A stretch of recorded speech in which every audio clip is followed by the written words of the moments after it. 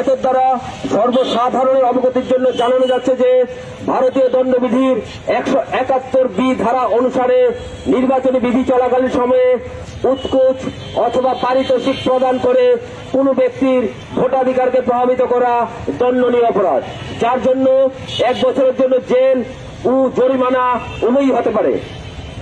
ভারতীয় দণ্ডবিধির 171C ধারা অনুসারে কোন প্রতিদ্বন্দ্বী প্রার্থী অথবা ব্যক্তির প্রতি ভীতি প্রদর্শন কিংবা কোনোভাবে আঘাত প্রদান করা একটি শাস্তিযোগ্য অপরাধ, যার পরিণতিতে 1 বছরের জেল জরিমানা উভয়ই হতে পারে।